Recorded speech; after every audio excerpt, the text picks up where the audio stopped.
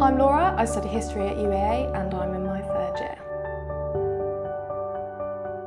When I visited UEA, I really enjoyed the atmosphere on campus. And also when I met the lecturers and the academics who teach here at UEA for the history department, I was really inspired by their enthusiasm for the subject, and I feel as though this has rubbed off on me over the past 3 years while studying here. The part that I've enjoyed the most was having the opportunity to study abroad for a semester. So in my second term or second year, I went to New Zealand for about 4.5 months, and it's honestly the best thing I've done in my life, and I'm really thankful for UEA for offering that opportunity.